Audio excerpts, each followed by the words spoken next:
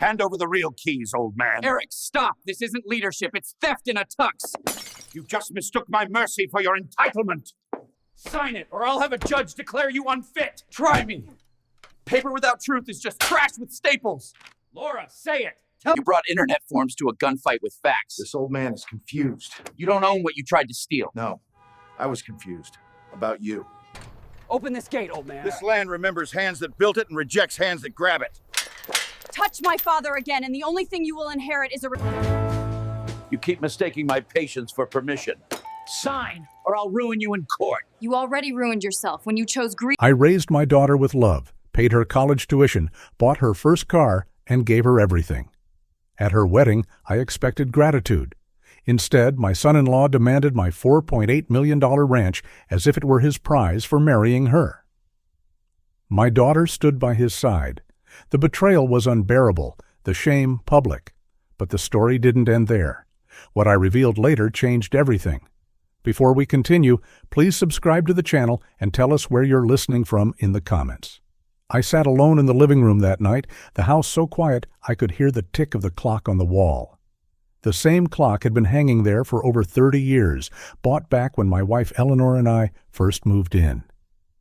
I leaned back into my old armchair, the one with the faded leather arms worn down by time, and the memories started rushing in.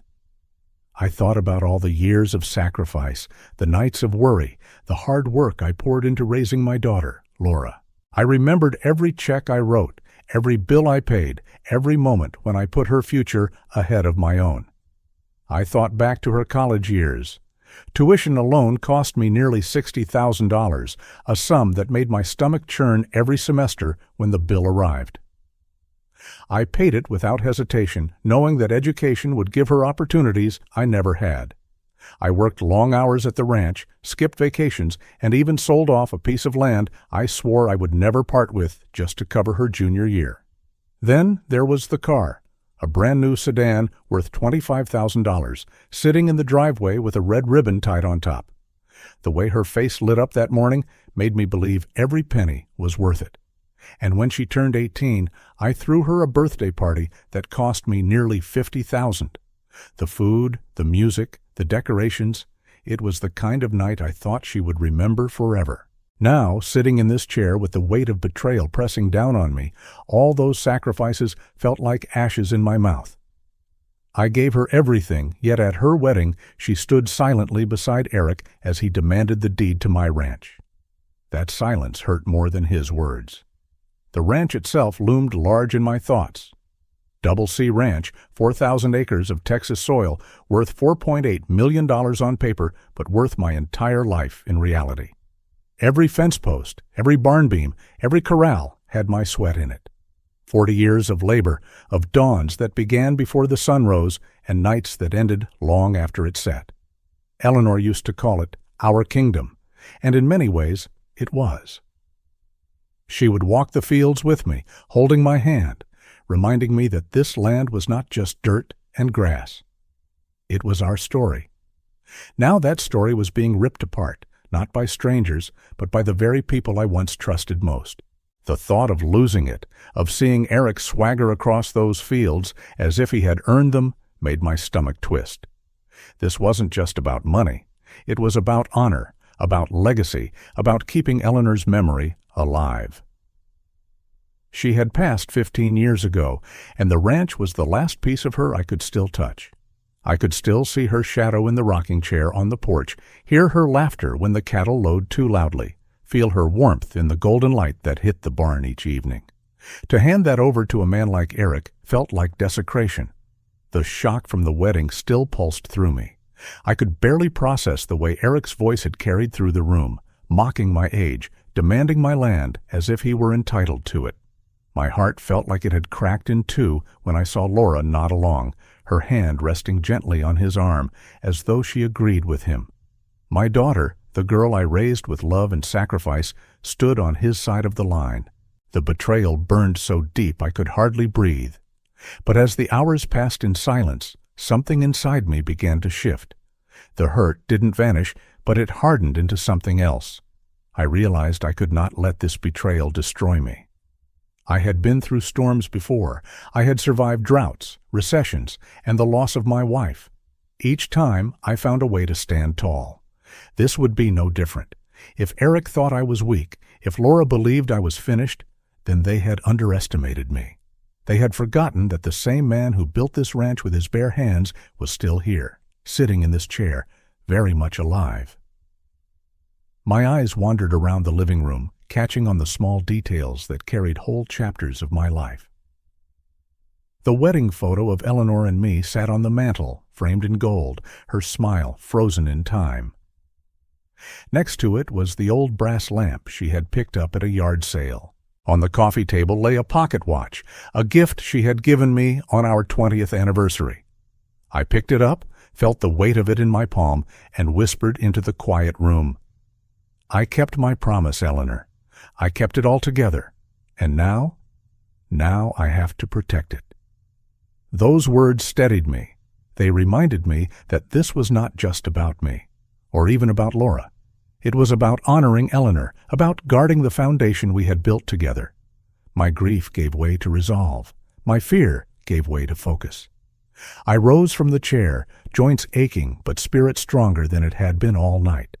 I walked to the old filing cabinet in the corner, one that most people would have mistaken for junk. Inside, beneath layers of dust and forgotten receipts, lay the documents I had guarded for years. Contracts, deeds, agreements. My fingers brushed against a folder stamped with the name Meridian. That consortium had been my silent partner for decades, the ones who had helped me keep the ranch afloat after Eleanor's death. Eric had no idea they even existed. As I pulled the papers free, a wave of conflicting emotions hit me. Fear at what might come, but also a glimmer of hope. These papers were more than ink and signatures. They were leverage, protection, maybe even salvation. I sat back down with the folder on my lap, flipping through each page carefully. With every line I read, I felt the power returning to me. Eric might think he had cornered me, but he hadn't seen this part of the story. He didn't know what I held in my hands, and Laura, blinded by his charm, had no idea either. The night stretched on, the room dim except for the warm glow of the lamp. I felt Eleanor's presence beside me, as if she were watching, urging me to stand firm. I whispered again, softer this time. They think they've beaten me, but this is far from over. Finally, I closed the folder and pressed it to my chest. I knew the path ahead would not be easy, but I was no longer paralyzed by betrayal. I was ready to fight, ready to expose Eric for who he truly was, ready to remind Laura of the truth she had forgotten. As the first light of dawn crept through the curtains, I placed the documents on the table, my decision firm. This was no longer just about surviving. It was about reclaiming control, about protecting what mattered most. The ranch, the legacy, Eleanor's memory. I stood, stretched my stiff back, and felt a surge of determination. The game had changed. Eric thought he had humiliated me in front of 200 guests. He thought I was broken. But what he didn't realize was that his arrogance had lit a fire in me. I clenched my fist around the edge of the folder and said out loud, almost like a vow, "This isn't the end. This is only the beginning." With that, I turned off the lamp, left the room in silence, and walked toward the day that was waiting. The papers were ready. My resolve was stronger than ever, and deep down, I knew the next chapter would not belong to Eric. It would belong to me. If you're still watching and find this story interesting, please comment 1 below to let me know you're here with me. I woke before the sun, the kind of wakefulness that comes when a man's pride has been kicked hard and his bones remember. The house was still. The coffee maker gurgled in the kitchen, steady and slow, and that sound calmed me. On the table lay the Meridian folder I had pulled from the filing cabinet the night before. I pressed my palm on it for a long beat, breathing in, breathing out, letting the anger cool to something sharper. It was time to move, not to rage, to move. I called my lawyer, Charlie Henderson, before 7. He answered on the second ring, voice low and steady like a man pouring black coffee. I told him what I suspected, what I feared, and what I saw brewing behind those polite smiles. I asked him to help me freeze the auxiliary savings account at First Lone Star Bank, the one I used for equipment repairs and payroll buffers. $300,000. Not my whole world, but enough to be a target for someone hungry and careless. Charlie listened without interrupting. Then he said, softly, that he would call the bank president himself, that he would arrange a stop on any transfer request not made in person by me, that he would send me a form to reaffirm sole authority. He also recommended placing alerts on my credit and pulling a fresh title abstract on anything that had my name on it or near it, even the old pickup. When he asked for permission to contact Meridian's counsel, I said yes. He already knew Franklin Pierce by reputation. Most lawyers in this part of Texas did. By 7:30, I had an email with a one-page instruction letter attached. I read the lines twice, then printed them. The words were simple. Freeze the sub-account ending in 4129. No wires without a wet signature, no new cards, no third-party access.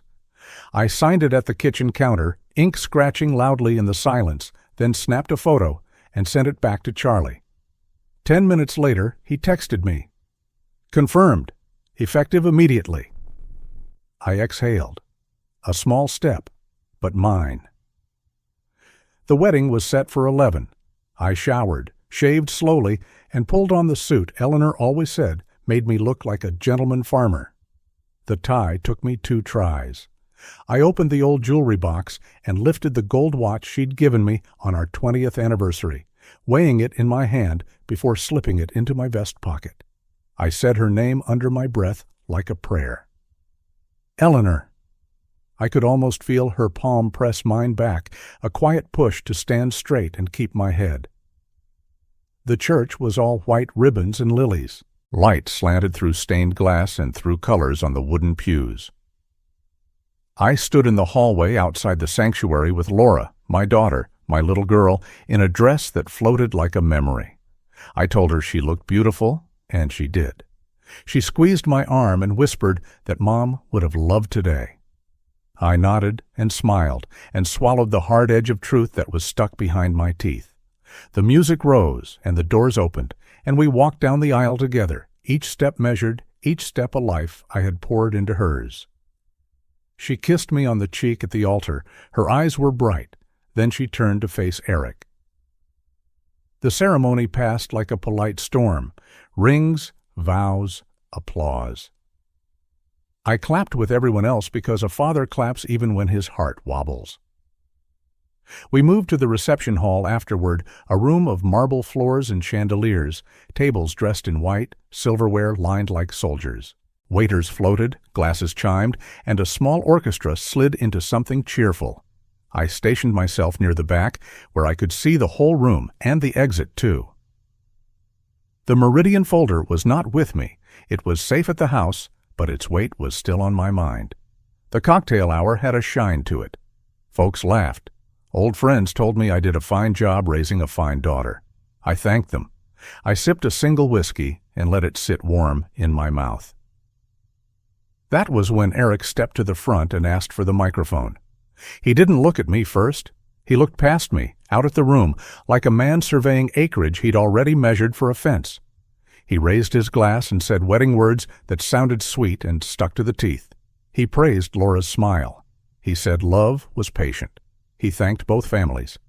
Then, very gently at first, he turned his words until they pointed at me. He spoke about honoring the past while stepping into a more modern kind of stewardship, and the line got a polite laugh. He laughed too, then said how grateful he was that I had carried the ranch so far, that I had done a hero's work, and that, with the right leadership, the Double C could reach its true potential. That was the knife under the napkin. He said it softly, like a lullaby that kept sliding off key. I heard the words old and tired without hearing the words. I felt the eyes on me. I set my whiskey down so it would not shake in my hand. He spoke of natural transitions. He said it was time. He said a man has to know when to lean back and let the next generation take the wheel before he loses his grip. My jaw tightened. Out of the corner of my eye, I saw Laura. She stood beside him, her hand tucked around his arm. She did not nod at first, but she did not shake her head. Then, when the room started to hum with that awkward laugh people use when they don't know where to put their eyes, she gave the smallest nod.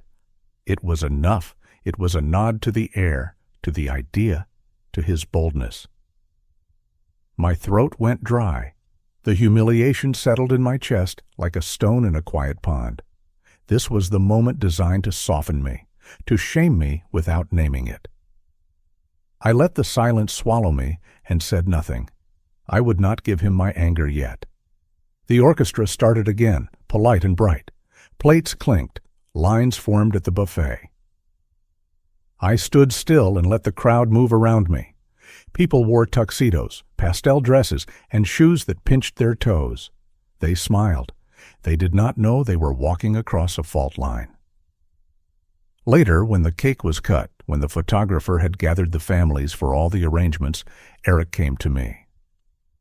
He had color in his cheeks, champagne on his breath, and a smile that did not touch his eyes. He clapped a hand on my shoulder like we were friendly ball players.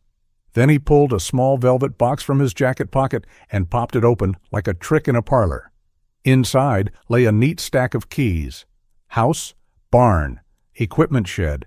It was the set I kept on a ring in the little bowl by my front door, copied sharp and new. He said something about symbols. He said copies were fine for the ceremony, but originals mattered for respect. He raised the box for the crowd to see.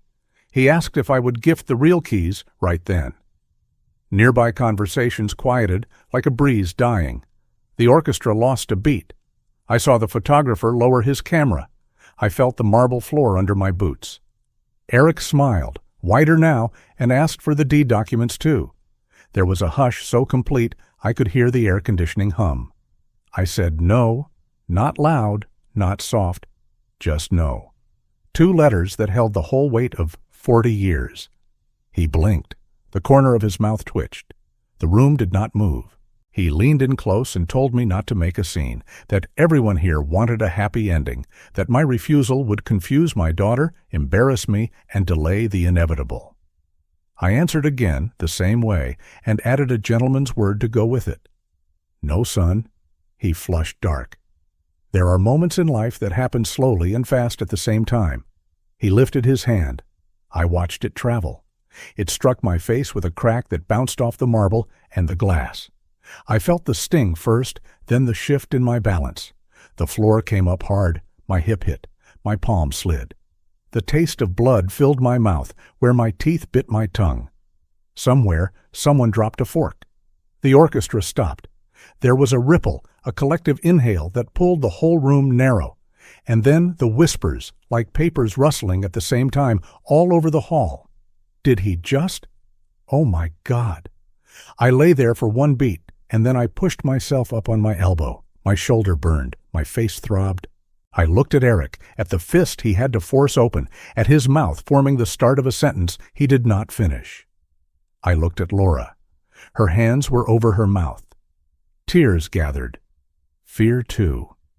I saw in her eyes a recognition, the kind that comes when a mask falls and you realize you have seen that mask slip before. I got to my feet slowly. I adjusted my jacket. I held out my hand to no one, just to find my own balance. Then I said in a voice that did not shake, "This reception is over." It was not a shout. It did not need to be. I turned and walked. I did not hurry. The room parted the way a field of wheat parts for a truck rolling through. Behind me, I heard chairs scrape and a jumble of voices. Eric's voice rose, high and sharp. He said to wait. He said we were family. He started another sentence with my first name and trailed off. I did not look back. Outside, the heat sat on my shoulders the way Texas heat does, heavy and honest. I walked to my truck and my hand was steady on the handle. I slid in and shut the door, and for a moment I just sat there and listened to the engine tick. Then I pulled out my phone and dialed Franklin Pierce. He answered on the first ring, as if he had been watching the same clock as I.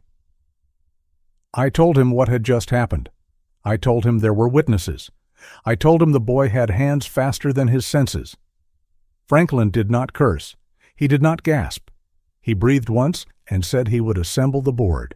He said he could have them in Houston by morning if I needed it, that they would treat this as an attack on an employee and on an asset under management. He asked if I felt safe. I said yes. He asked if Laura was safe. I paused and said, I believed so. He said he would call me back within the hour with a time and place. His voice had that tone good men use when trouble has found their doorstep. He was not afraid. He was ready. I put the truck in gear and rolled out of the lot. The road home was long and straight. I passed the feed store, the water tower, and the lot where a church used to be before a tornado took it. The sky turned from hot blue to gold. In that gold, I felt my heart steady. The pain in my face sharpened, then dulled. Inside the cab, I spoke the words aloud so I could hear them in the close air. They think I'm down. They think the old man is finished, but the game is just beginning. I said it again, slower. Just beginning. A text lit the screen when I hit the county road. Charlie. Bank confirms freeze. Credit alerts live. Call me when you can. I pressed call. He told me he had also spoken to a judge he knew, that if we needed a protective order or a no trespass notice, papers could be ready. He told me to document the injury, to take a picture of my face, and to keep the shirt I was wearing in a bag in case we needed it. He reminded me that sometimes the simplest things carry the most weight in a courtroom. I said I understood. He asked if I wanted him to draft an affidavit memorializing the management agreement with Meridian, something we could file as a notice of interest so no one could claim ignorance. I told him yes. He said he would prepare a packet and meet me at his office at 9, notary included. He promised coffee. I said I would bring my own and my copy of the Meridian contract. At home, the air was cool and smelled faintly of lemon oil and old books. I went to the bathroom and looked at the man in the mirror. My cheek was red and beginning to swell. A thin line of blood marked where my teeth had cut my tongue. I rinsed my mouth and pressed a cold washcloth to my face. Then I took a picture, the kind you do not want, but may someday need. I changed my shirt, folded the one from the wedding, and slid it into a large zipper bag. I put it on the laundry room shelf next to the jar where I keep spare screws and old keys. Before I left for Charlie's office, I walked through the living room and laid a hand on the edge of the mantel. The wedding photo of Eleanor and me was watched back. The gold frame caught the lamplight. I lifted the Meridian folder again and held it to my chest for a breath. I am still here, I whispered. I am still me. Charlie's office sat on the second floor of a brick building over a hardware store that had been there since before I had gray hair. The hallway smelled like paper, coffee, and old carpet. He met me at the door, square-shouldered, tie loosened, sleeves rolled. He looked at my face and winced, and then stepped aside to let me in without comment. That is a kindness men my age recognize and appreciate. He had everything ready. On the conference table lay a stack of forms and a yellow legal pad filled with his tight handwriting. There was an affidavit reciting the history of the Meridian arrangement, my role as manager, the dates, and the terms. There was a notice to the county clerk asserting Meridian's property interest and my management authority to be recorded first thing in the morning. There were letters to First Lone Star Bank confirming the freeze and denying any family member power of attorney, present or future, without a doctor's certificate and my written consent. There was a draft of a cease and desist letter addressed to Eric, warning him to stop contacting me about transfers or keys or anything relating to the ranch, warning him that any attempt to coerce or threaten would be documented and referred to law enforcement. There was a no trespass notice ready for the sheriff to serve, if needed. He slid the papers toward me one by one, explaining each piece like a patient teacher. He spoke calmly. He paused when he needed me to look up and meet his eye to be sure I understood. He asked me to sign on the flagged lines. The notary, a grandmother with bright lipstick and a gentle smile, stamped each page with a soft, decisive press. The sound of the stamp had a rhythm. Click, press, release. Each one landed like a small promise kept. We talked through the path forward, not an hour-by-hour script, but a map with clear landmarks. Tonight, we will lock down the money. Tonight, we will record the story in black and white. Tonight, we would secure the edges where a clever man might try to pry. In the morning, when Franklin called with details, we would move to the next step: coordination with Meridian's attorneys, a statement of facts for the district attorney if we choose that route, a plan for speaking with Laura, not to break her, not to shame her, but to place the truth in her hands like a glass of water after a long walk. My phone buzzed on the table as Charlie boxed the documents. A number I did not recognize, then another, then a message from Laura's phone that I did not open. I turned the screen face down and felt the chair under me and the cool air on my skin. I was not hiding. I was choosing the order of my steps. When we were finished, Charlie asked if I needed a minute. I told him I was fine. He looked at me for a long moment and said I did not need to be strong in front of him. I nodded and said with a small smile that I knew that, and that I was not being strong, I was being steady. That is different. He smiled back, just a little, and said steady was good. On the way out, he put a hand on my shoulder and said something that lay deep. He said, "They chose spectacle. You chose paperwork. Paperwork wins more often than spectacle." I laughed, not loud, not long, just enough to feel my chest ease. I told him I would sleep for a few hours, then be ready for whatever the morning brought. I drove home through the square where the courthouse lamp burned like a star. The grocery store lot was empty except for 2 cars and a cart someone had left straddling a line. The night had a quiet that only small towns know, the kind that settles on your shoulders without weight. When I pulled into my drive, the porch light clicked on. The house looked the same as always. It had no idea what had happened in a ballroom full of crystal and lilies. It offered me the same welcome it has always offered: a door, a floor, a place to sit. Inside, I put the signed documents in a fireproof bag and slid the bag into the safe behind the bookcase. I checked the bolts on the back door and the side door out of habit, not fear. I poured a glass of water and drank it slowly. Then I sat in the old chair with the faded arms and let my body feel its aches. The slap had left a throb that pulsed with my heartbeat. The hip would bruise, the shoulder would complain when I reached too far tomorrow. None of that mattered. Pain is a messenger. It had done its job. I was awake. Before bed, I took out the gold watch again and wound it, the small clicks marking time the way a man measures what remains. I set it on the nightstand where the moonlight could find it. I lay down and stared at the ceiling and thought about morning and about Laura and about the boy who had not yet understood the size of the thing he had tried to steal. I closed my eyes and saw the ranch in high summer, the grass bending in the wind, the barn roof shining, the cattle standing hip-deep in shade. I saw Eleanor's face. I said, as if she were right there, "They think I lost. I have not lost. I am only getting started." When I woke, it was not the alarm that lifted me, but the quiet certainty that a line had been crossed and I had stepped to the other side. I made coffee. I checked my phone. Franklin had left a message after midnight. "Board convening at 8. We will brief you by 10. Hold steady." A text from Charlie followed. "County clerk opens at 9. I will record first thing. Come by at 11 to pick up certified copies." There were more messages from Laura. I did not read them. Not yet. There is a time for everything. I showered and dressed and ate a piece of toast with butter the way Eleanor taught me to when I was too tired to be fancy. Then I gathered the copies Charlie had given me, slid them into a leather portfolio, and set it by the door with my hat. I stood in the living room for a long last look at the things that made me. The photo, the lamp, the mantle, the place where our life had stood and was still standing, no matter what anyone said on a microphone. At the threshold, I stopped and spoke the promise that would carry me through what was coming. They think I am alone. I am not alone. I have the truth. I have the paper. I have my name. The words felt like a key turning in a lock. I stepped outside. The air was cool, the sky wide open.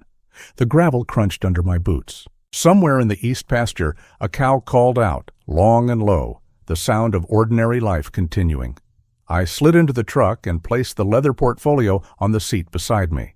My hand rested on it. Inside were signatures, dates, stamps, and the quiet force of a story told in the proper order. I turned the key. The engine caught. As the tires rolled onto the road, I thought of what Franklin would say when we sat down. I thought of the look on Eric's face when he realized his loudness had met something louder without making a sound. I thought of Laura's eyes and how a good truth can break and then heal. There was one more thing to do before 10. I drove to the small urgent care clinic on County Road 12, walked in, and asked the nurse to take photographs of my cheek and shoulder and document the bruising and the cut in my mouth. She did, gentle and careful, and had me sign a form to release the record to Charlie if needed. She gave me a small packet of salt to rinse with and told me not to chew on that side for a day or two. I thanked her, paid the bill, and kept the receipt. Paper on paper on paper. It adds up. Back in the truck, my phone buzzed with a new message from Franklin. Conference room, 10th floor, 10:00 a.m. Bring the management agreement. We will have counsel and 2 board members present. I typed back, I will be there. Then I put the phone face down, looked at the road ahead, and felt something like a quiet drum beat start in my chest. They had wanted a scene. I had given them a record. They had wanted to kick me down. I had stood up, walked out, and put my name on every page that mattered. They had called me old. I had called my lawyer. They had laughed. I had frozen $300,000 with a single signature and boxed up the rest with rules that would hold. It was not spite. It was stewardship. When I turned left toward the highway, the sun flashed on the hood, bright and clean. The leather portfolio slid a little on the seat. I caught it with my fingers, felt the spine under the leather, and smiled. They did not know what I had.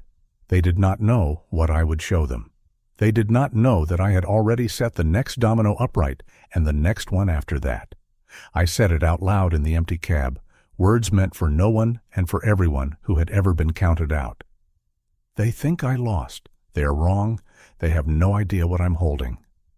The truck carried me forward, steady and sure. Chapter 4 was waiting. I could feel it gathering like thunder far off, not loud yet, but coming, and I was ready. If you're still watching and find this story interesting, please comment 2 below to let me know you're here with me. I drove back to the ranch with the window cracked and the air heavy on my face. The road felt longer than usual, each mile stretching like a rubber band pulled too tight. When I turned through the gate and saw the house, the porch light still on from last night, my chest tightened. Home.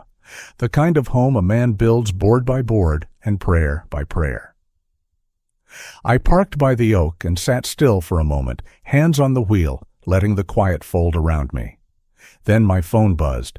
Voicemail, Laura's number. I pressed play and listened. Her voice shook, but it carried an edge I knew came from him. Dad, we need to talk. Eric says you were confused tonight. He says you made a scene. He's worried. I'm worried. Maybe it's time we talk about evaluations, about who should manage things. Please don't be stubborn. I love you, but we can't keep pretending everything is okay. She paused, breathed in, and tried to sound gentle. Call me back, please.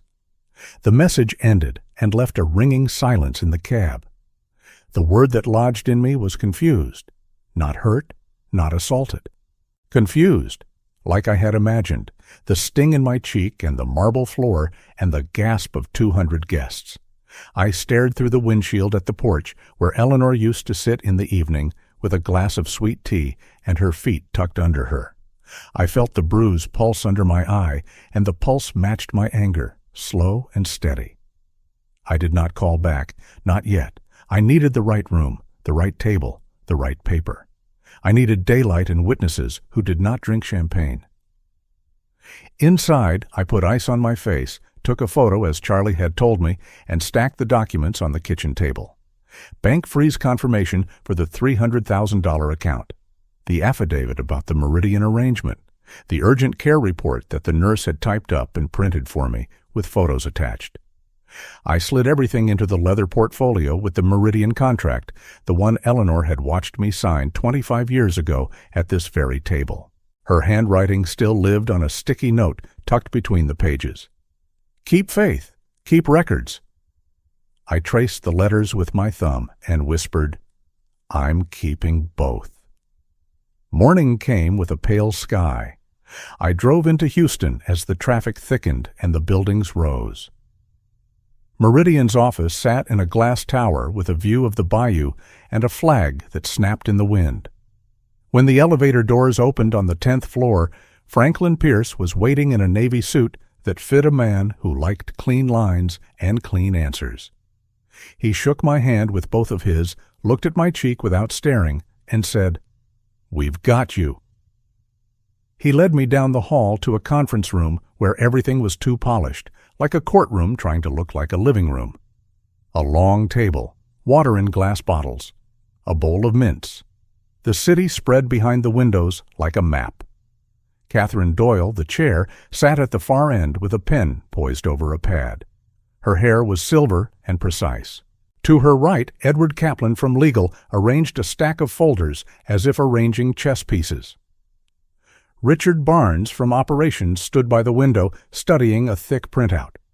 Donald Hayes, the numbers man, cleaned his glasses with a linen square and set them down in front of a calculator he probably did not need. Gloria Mitchell from Risk had a small recorder already on the table, red light off, but ready. Mr. Whitman, Catherine said, and her voice filled the room without getting loud. Please have a seat. Before we begin, we need to hear your account for the record. I placed the leather portfolio on the table, sat, and told it clean.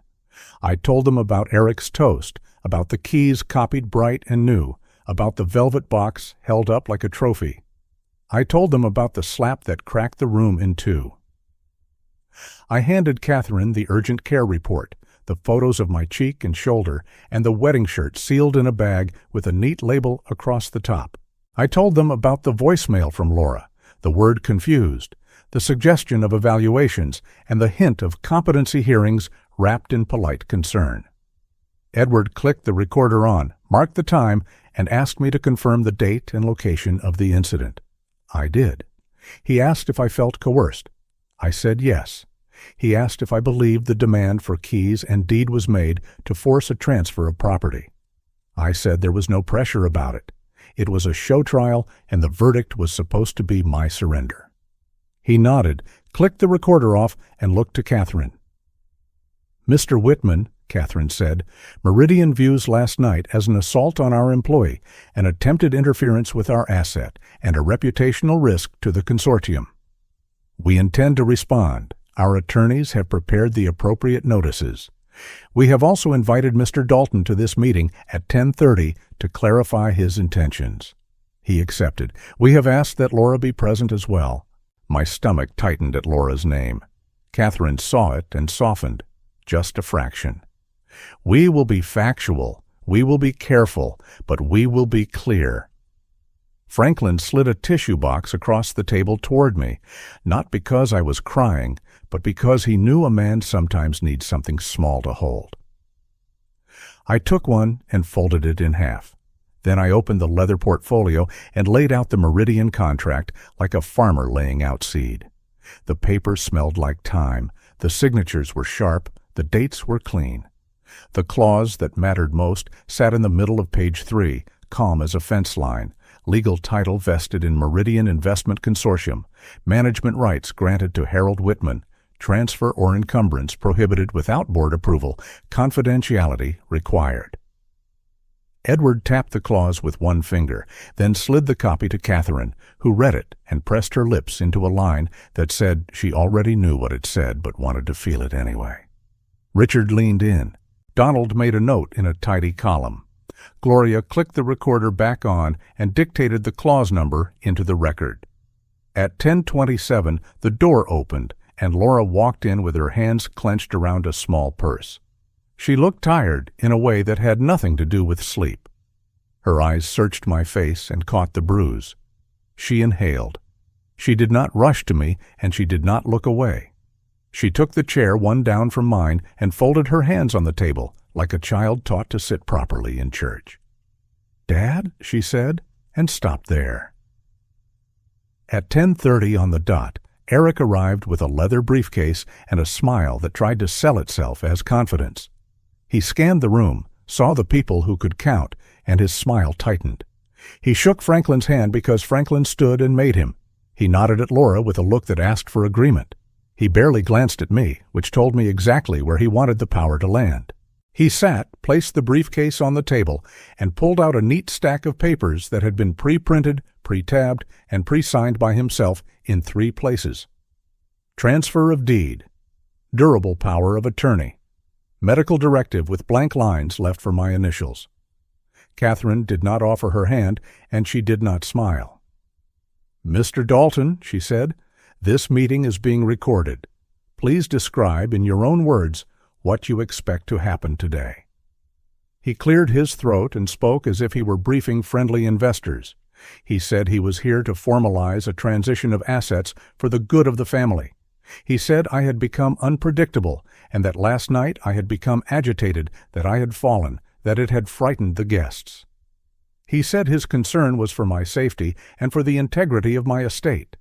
He used words like prudent and protective and fiduciary, words a man uses when he wants to sound like he wears a tie to bed. Edward asked him to identify his documents for the record. Eric slid them forward with a practiced hand. The paper looked official from 5 feet away. From 1 foot, you could see the ink lines that did not quite meet the edge of the box on the form. The notary stamp was crooked. The signature block for the witness had the same looping flourish in 2 different names. Edward did not touch them yet. He looked at Eric and asked gently, "Where did you get these templates?" Eric smirked and said online resources were plentiful. Catherine's eyebrow lifted, a small gesture that weighed more than most men's arguments. "Mr. Dalton," she said, "are you aware that Mr. Whitman is not the legal owner of Double C Ranch?" He blinked, then laughed once, not from humor, but from delay. "Of course he is. He's lived there his whole life." Catherine slid a single page across the table, the clause copied clean, the letterhead crisp. "No, Meridian is the owner. Mr. Whitman is our manager. He has no authority to transfer title. Neither do you. Not now, not ever, without this board's approval." Her finger rested on the line that said, "Prohibited without board approval." The word prohibited sat on the table like a brick. Eric's face changed in slow motion. The smile fell first. Then the eyes sharpened. Then the jaw set hard. "This is a setup," he said. "You can't spring some secret contract on me and pretend—" "It is not a secret," Edward said calmly. "It is a private agreement executed 25 years ago, recorded where it needed to be recorded, and honored without breach. We have the original. We have the renewals. We have the wire records for operating expenses. We have management reports signed by Mr. Whitman every quarter. We also have this." He pressed a button on the small speaker beside the recorder, and the room filled with a sound I knew too well, the clink of glass, the murmur of a crowd, the bright ring of my slap against the marble, and then the inhale of 100 shocked lungs. A guest's phone had captured it 8 feet away. The words that followed were Eric's own. "It's time the old man handed everything over." His voice sounded slick and thin without the band behind it. Laura put a hand to her mouth. Her eyes closed for 1 second, and when they opened again, there was water there. She turned toward me like a compass, finding north, and then back to Catherine, and in that small motion I felt something shift. Not the whole weight of her doubt, but something. Eric exploded. He pointed at the speaker, said audio could be edited, said witnesses misremembered, said I had provoked him, and said I had tried to hit him first. He leaned forward the way men lean when they want to knock something off a table. "He's confused," he said. "He's not safe. Laura told me he's been repeating himself. He left the stove on last month. He almost fell off a ladder. I did not look at him. I reached for the next document in my portfolio. Dr. Helen Brooks's cognitive assessment from 3 months ago. Scores in neat columns, notes in clear professional lines. Fit, oriented, memory intact, judgment sound. I slid it to Catherine. She read. She handed it to Edward, who entered the name and date it into the record. Then I placed the urgent care report on top. Photographs, measurements. The bruise was catalogued like an unpleasant plant. The cut in the mouth was noted.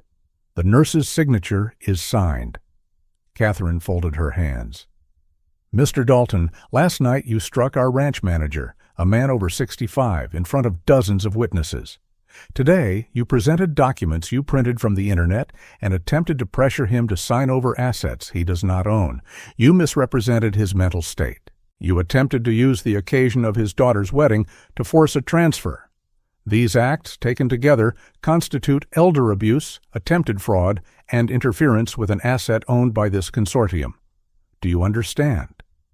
Eric stared at her with a look I have seen on bulls that hit a fence that does not give. You don't scare me, he said. You people hide behind paper. Paper won't stop me from taking care of my wife. Paper won't stop a court from seeing the truth. Edward laid one more sheet on the table, face up. This paper might. It was the bank confirmation of the freeze on the $300,000 auxiliary account, stamped and signed, with the language that said, "No transfers without my signature in person." The number 300,000 glowed on the page like a warning light. We have also filed a notice of interest regarding the property with the county clerk. Any attempt to cloud title will be flagged and contested. If you approach a lender, if you attempt to file a deed, if you walk into a notary shop with these forms, we will know. We will act. Eric's voice cracked at the edge. You can't do this to me, he said, almost pleading, and there was the truest thing he had said all morning. Not, this is wrong, not, I'm sorry, just, you can't do this to me. He turned to Laura now, hungry for an ally, and softened his tone as if sweetness could glue the pieces back together. Laura, tell them your father needs help. Tell them we talked about this. Tell them you agree it's time. Laura stared at the document spread like a fan across the table. She looked at the audio recorder with the red light still on. She looked at the photo of my bruise, then at my actual face, then at the Meridian contract. When she spoke, her voice was quiet, and each word found its place on the table between us. Eric, did you hit my father? He started to answer the way a man starts to dodge. She lifted a hand, and he stopped. Yes or no? He flicked his eyes toward Edward, toward the recorder, toward the window. The room waited. He fell, he said, shaky, choosing the lie that always sounded like truth to him. He stumbled. I reached out to steady him and... Enough, Catherine said, not loud, and the room obeyed. Gloria clicked a pen. For the record, she said, we have sworn statements from 6 guests who witnessed the contact. We have audio. We will have security footage from the hotel by the end of the day. We also have copies of Mr. Dalton's expense reports from his employer, which, while not our business, paint a picture of a man under pressure, seeking liquidity. We will not speculate beyond that. We will say this. When people are under pressure, they make dangerous choices. We are here to keep Mr. Whitman safe from those choices. Eric's control slipped. He raised his voice. He stood up and then sat down because Franklin stood up at the same time, and Franklin is a tall man who does not move much unless he means to. Eric pointed at me as if accusation could stick where evidence would not. He said I had poisoned Laura against him. He said I had staged this meeting to humiliate him. He said powerful people think they can steamroll regular folks. He said Meridian had no right to interfere in family matters. He said everything except the thing that would have mattered. I am sorry. I was wrong. Edward placed the cease and desist letter in front of him. This is your notice, he said. Cease all demands for keys, deeds, powers of attorney, or access to any property or accounts related to Mr. Whitman or Double C Ranch. Cease all attempts to contact Mr. Whitman except through counsel. Any violation will be referred to the district attorney and the sheriff. A copy will be sent to your employer's general counsel." Eric stared at the letter like it had been written in a language he did not know. His hand shook and then stilled. He laughed again, a small, brittle sound. "You all think you've won," he said, looking from face to face, searching for a crack. "You think paper matters more than people. It doesn't." Catherine leaned back. "Paper is how people remember what happened," she said. "Paper is how people keep their word." Laura turned to me then, and I saw her decide the muscles of her face. She reached for my hand. I let her take it. She squeezed, a daughter's squeeze from childhood, and part of my chest that had clenched since last night loosened. She looked at Catherine. "May I say something for the record?" Catherine nodded. Laura breathed in and spoke, slow and clear. "I believed Eric when he told me my father was slipping. I believed him because I was tired and scared, and he sounded so sure. Last night I watched him raise his hand to my father. I watched him demand something that was never his. Today I see the papers. I see the truth. I was wrong. My father is not confused. I was." She lifted her chin and held it there. "I am choosing my father." The room felt different after that, lighter but firmer, like someone had opened a window and let good air in.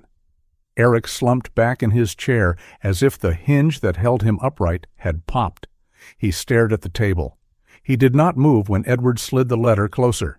He did not reach for the pen offered to acknowledge receipt. Franklin placed it gently in front of him anyway. Catherine closed her folder and clasped her hands. "Mr. Dalton," she said, "this is our decision. You will not approach Mr. Whitman. You will not step on the Double C Ranch. You will not contact Meridian staff. If you believe you have a claim to anything here, you will present it through counsel, and we will answer through counsel. But hear me when I say this plainly. The ranch in question has never belonged to you, and now it never will." The sentence landed and kept landing, echo after echo, the way thunder bounces off hills. Eric looked like a man listening to a verdict he thought he could delay. His mouth opened and closed. He tried one more time to shape the air into an advantage. "This is not over," he whispered, raw, but even his whisper sounded tired, like a dog that had run too far. "Then make better choices," Catherine answered. "That is always allowed." Security escorted him out, not with hands on elbows, not with a spectacle, just enough presence to remind everyone that the door swings only one way when a person has worn out their welcome. The latch clicked. The hall swallowed him. When the room was quiet again, Franklin poured water into a glass and slid it toward me. My hand shook a little when I lifted it. The water tasted like relief, pure and cold. Catherine softened the edge in her voice and said, "Mr. Whitman, we will file the notices today. We will forward the urgent care report to the district attorney's office with your permission. We will also draft a letter to the hotel requesting the security footage. The bank confirmations will be recorded with our other documents. If you prefer a protective order, Edward will prepare the paperwork before you leave." I nodded. "Yes," I said. "Let's do it." The words did not feel like revenge. They felt like stewards, like putting a fence back up after a storm took it down, straight post, tight wire. Laura wiped at her eyes and whispered, "Dad, I'm sorry." I squeezed her fingers and answered, "We'll talk at home." Not because this room could not hold a father and daughter's forgiveness, but because the porch where her mother's ghost sits is the right place for it. Edward packed the documents in a neat folder and wrote my name on the tab. He added a copy of Catherine's statement with the sentence about never. He dated it. He signed beneath it to certify that the meeting had occurred and the record was true. The stamp thumped once, clean. On the elevator ride down, Laura stood between Franklin and me, small in the wide mirror. We watched our faces change with each floor. At the lobby, we stepped out into the light that always seems too bright after a serious room. Cars idled at the curb. A woman in a blue dress laughed into her phone. The tall glass doors breathed cool air as people moved through them. I walked Laura to my truck and opened the passenger door the way I did when she was 16 and nervous about her driver's test. She smiled at the old habit. I smiled back. We sat for a moment with the doors closed and the city shut out. She said, very softly, "He made me doubt you." I said, "He made you doubt yourself." That's worse. We looked at each other and let the truth stand there without rushing to cover it. On the drive home, Laura stared out the window. The oaks lined the road like ushers. The sky stacked itself in blue layers. My phone buzzed on the console with a text from Charlie. "Protected. Orders filed. Come by at 4 for copies." I texted back one word. "Thanks." By the time we turned onto the ranch road, the afternoon had ripened. The house sat exactly where it always sits, solid as memory. I cut the engine and listened to cicadas start up in the heat. Laura reached across the seat and touched the leather portfolio, then rested her hand on top of mine. "Thank you for keeping records," she said. Her smile was small and real. Mom would have. I laughed once, short and warm. "Your mother would have kept 3 copies in 3 places and a key under the porch in case the first 2 burned." We climbed the steps, and the boards creaked in the same places they had creaked for 20 years. Inside, the living room waited. The wedding photo on the mantel still showed 2 young people who believed they had time. The brass lamp still threw a soft circle on the table. The clock on the wall still ticked with the patience of a metronome. I set the portfolio down and said, out loud and quiet, "For Eleanor, we did it right today." Laura stood before the mantel and traced the edge of the frame with one finger. She whispered, almost to herself, "I see it now." She turned to me. "He wanted the money, the land, the control. He dressed it up as care and made me swallow it like medicine." Her face tightened for a second, grief's small fist. Then she let it go. "He will not do that to me again." In the kitchen, I poured us both water and set the glasses down on the table with a soft clink. The leather portfolio lay open, papers squared, signatures neat. The house felt different, not lighter, truer. I felt tired, but not the kind of tired that makes a man sit down and quit, the kind that makes him sleep hard and wake clear. Before I ended the day, I called Charlie. He confirmed the filings and the bank notices, confirmed the letter to Eric's employer's counsel, and confirmed the request to the hotel for the footage. He told me the district attorney's office had accepted the packet for review. He told me to rest. "You chose paper," he said again. "Paper held." After the call, I walked out to the porch. The sun slid low and threw a wide sheet of gold across the pasture. Cattle lifted their heads and chewed slowly. A hawk rode the air in circles, patient as a judge. Laura joined me with 2 old quilts, and we sat shoulder to shoulder, like we have done after funerals and baseball games and quiet Sunday suppers. The day let out its breath. Tomorrow will bring calls. It will bring apologies escorted by excuses. It may bring anger dressed as righteousness. I do not own tomorrow. I own this, the porch, the light, the paper with my name in ink, the line I drew and kept.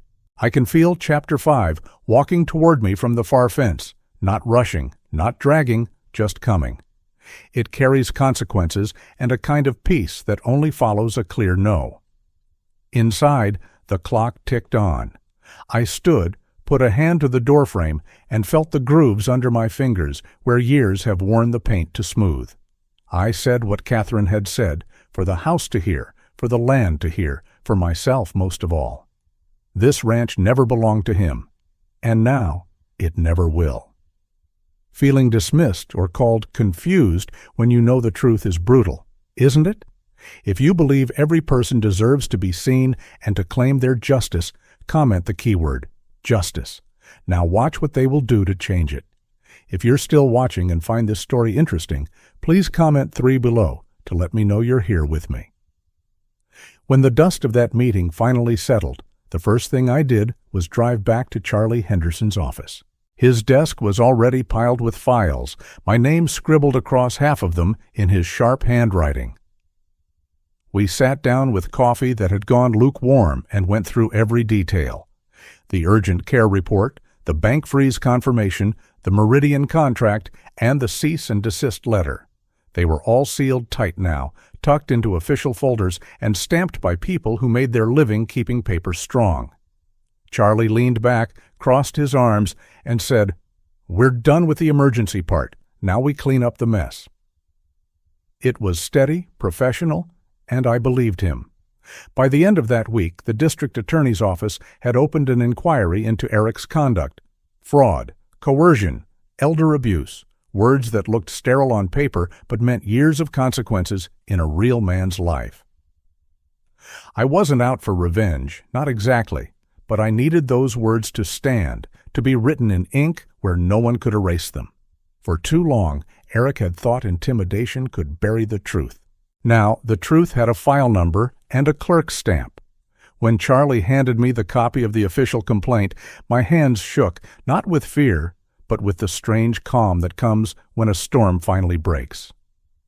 "It's official now," Charlie said. "He'll answer for it." I tucked the paper into my leather portfolio, the same one Eleanor had once touched, and whispered in my chest, "We're safe now."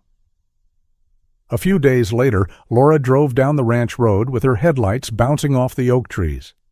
She knocked before stepping inside, as if she weren't sure she still had the right. I was in the kitchen, sorting through bills, and I saw her eyes fall on the portfolio lying open on the table. She reached out, but stopped herself, her hand hanging above the papers. Finally, she looked at me. Her voice broke before she even began. "Dad, I believed him. I let him poison me against you. I'm so sorry." She sat down, folded her hands the way she did as a girl when she had something to confess, and told me how Eric had filled her ears with doubts, how he had convinced her that I was slipping, that I couldn't be trusted with decisions anymore. She cried, soft at first, then harder, until the sound filled the room. I listened, because that's what fathers do, even when the hurt runs deep. When she finally quieted, she pulled an envelope from her purse. She slid it across the table toward me. Inside was a cashier's check for $500,000. "It's mine," she said. "Savings, inheritance from Mom's side, investments. I want to buy the ranch back from Meridian. I want it to be ours again. Not just yours, ours. I don't want Eric's name anywhere near it. I need you to let me help." I stared at that number, 500,000, printed so bold, so permanent. It was money she could have held tight for her own life, but she was offering it to rebuild what had been broken. For the first time in weeks, the knot in my chest loosened. I nodded and said, "If you're doing this, you're doing it for you, not for him, and not to erase what he did. You understand?" She nodded back, tears streaking her cheeks, and whispered, "I understand." While we worked through forgiveness in our kitchen, Eric's world collapsed one brick at a time. His employer placed him on leave pending investigation. Then came the phone calls from colleagues who no longer returned his messages. The promotions he had bragged about slipped away like smoke. Eventually, word spread fast enough that he packed up and left the house he once boasted about to anyone who would listen. Laura told me, with a mix of sorrow and relief, that he had moved into a one-bedroom apartment near the interstate, $1,200 a month, thin walls, no yard, no pride. He went from acting like a king of the ranch to renting a place where the carpet was already stained. The irony wasn't lost on me. Choices have consequences, and his had landed him there. I didn't rejoice in it. Truthfully, it stung to see a man waste so much promise. But every time I thought of his hand striking my face, every time I heard his voice calling me confused, I knew he had written his own ending. My ending was different. Mine was filled with a daughter who had come back to her senses, a ranch protected by paper and principle, and nights that finally felt quiet again. One evening, I walked the fence line while the sun dipped behind the trees. The cattle moved slowly, bells clinking, and the land stretched out in its old patient way. I felt peace, Not perfect, but strong enough to stand on. I whispered into the wind, "I don't need him. I never did. I have myself. That's enough." The words tasted true. In time, Eric tried to call. First it was once, then 3 times. A letter slipped into my mailbox without a return address. I opened it, read 3 lines, and tore it in half. Apologies written to save a man's reputation aren't real apologies. I told Charlie to document the attempts, and I told Laura I would not be meeting him. That part of my life, the part where I gave him room at my table, was over. When the phone rang again and I saw his number, I let it buzz into silence. Blood may share a name, but self-respect sets the boundary. And for me, the boundary was final. I chose peace over poison. It's strange how quiet it feels when it finally comes back into your life. I started sleeping more deeply. I started eating meals without that knot in my stomach. I even found myself humming once while making coffee, a tune Eleanor used to hum in the mornings. The house felt different too, not as heavy. The photo on the mantel seemed brighter, as if Eleanor herself approved. I thought about the long fight, the bruises, the meetings, the shouting, and realized the worst part was never the paperwork. The worst part was being doubted by the people you raised. Once that shadow lifted, everything else seemed manageable. Sitting on the porch one evening, Laura beside me, I told her what I had been carrying in my chest. Blood doesn't guarantee loyalty. It doesn't guarantee kindness. What keeps a family standing is respect. Self-respect first, then respect for each other. Without that, you've just got people sharing a roof.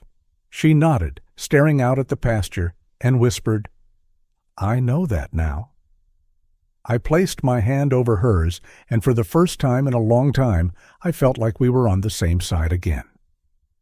By summer's end, I made a decision. The ranch would stay, managed through Meridian, but I would move into something simpler for myself. A small apartment near the park in town, close enough for walks, close enough for community, but far enough to leave behind the shadows that had haunted the ranch walls. It wasn't about running away. It was about starting fresh. The apartment overlooked a stretch of green where children played baseball in the evenings. Rent was modest, the building old but clean, and the morning light streamed through the windows like a benediction. I hung one photo on the wall, Eleanor in her wedding dress, holding Laura as a baby, and set the leather portfolio on the shelf. The ranch would always be part of me, but this was mine, my space, my peace. The day I moved in, Laura brought flowers, white lilies, Eleanor's favorite. She placed them on the small kitchen table and said, "New chapter." I smiled and answered, "Yes, new chapter." And as I stood in that modest apartment, boxes half unpacked, the sound of children laughing outside, I realized something Eleanor had known all along. Peace isn't found in square footage or acres. It's found in knowing you protected what mattered, drew the line where it needed to be drawn, and never let anyone erase your worth. Now, as I settle into this quieter life, I feel the story turning towards something gentler. There will be no more courtroom battles, no more shouting matches in front of strangers. Just mornings with coffee by the window, afternoons walking through the park, evenings remembering Eleanor with a smile instead of a knot in my throat. The war is over, and I have won, not just the land, not just the legal fight, but my own self-respect. That, more than anything, is the inheritance I want to leave behind. And in the back of my mind, I sense there's still more ahead. Maybe a new project, maybe a community group I can join, a place to put my time and heart where I can do some good. Life has a way of surprising you when you least expect it. For now, I'll rest. Tomorrow, I'll see what doors open. The next chapter waits, and this time I'll walk into it with peace in my hands. The apartment cost $220,000, modest compared to the ranch, but it felt like the right size for me now. It sat on the edge of town, overlooking a park where children played baseball in the evenings and older couples walked hand in hand after dinner. Each morning I pulled back the curtains and let the sunlight pour in, warm and steady, nothing like the heavy shadows that had followed me through the ranch house. The balcony was small, just enough room for 2 chairs and a potted plant, but it gave me a view that reminded me life was still moving forward. I would sit there with my coffee, breathe in the fresh air, and feel something I hadn't felt in years: peace. Life settled into a rhythm I had once thought impossible. I joined the local retirees group that met every Wednesday morning at the community center. We talked about books, about gardening, about grandchildren. I planted a few herbs in pots on my balcony: basil, rosemary, and mint, and I found joy in something as simple as clipping fresh leaves to add to my meals.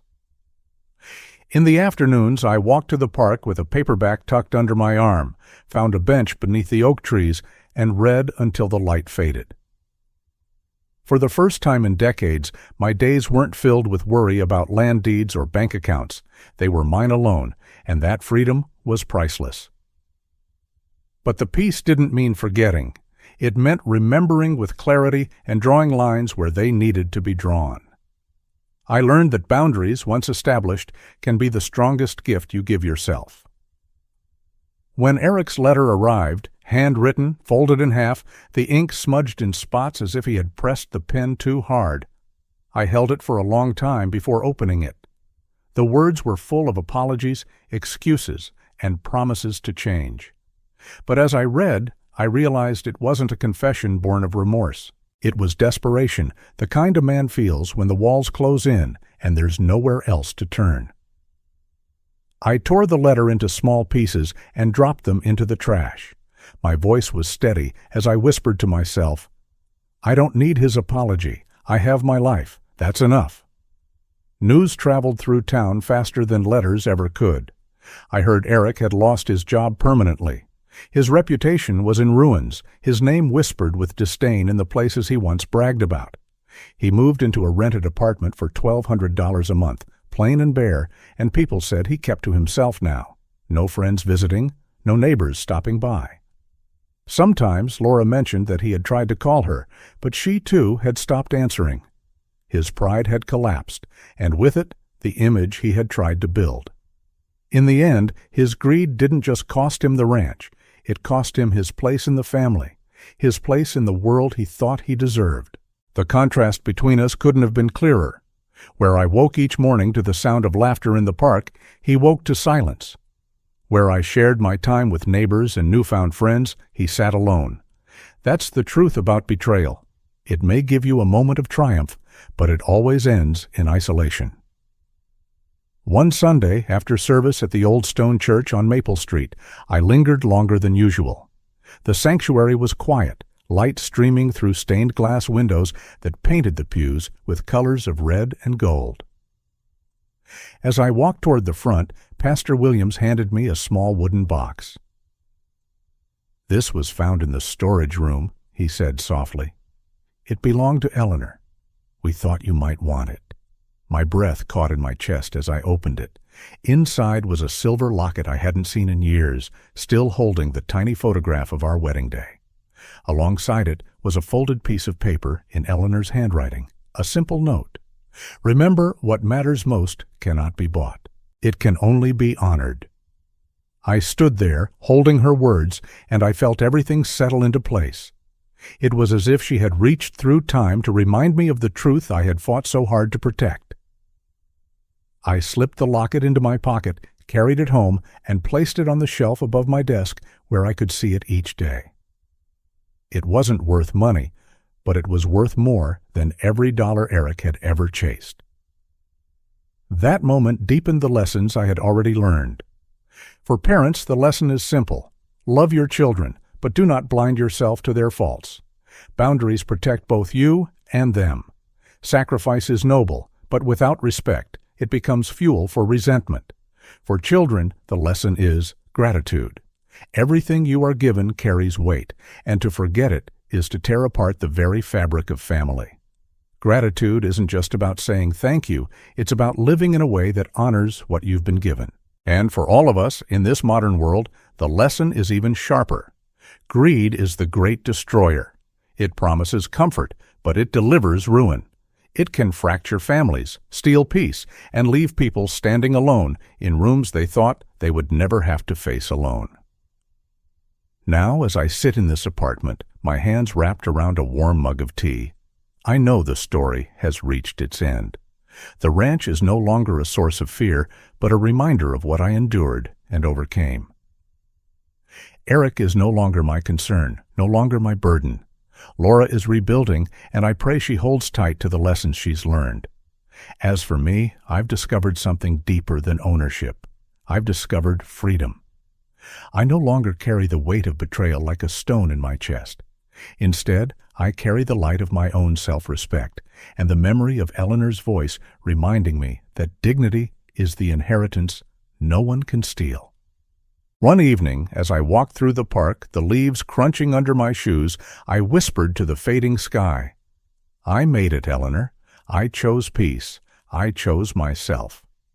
The breeze stirred, soft and gentle, and I felt as though she answered. So this is where it ends, not in bitterness, but in clarity.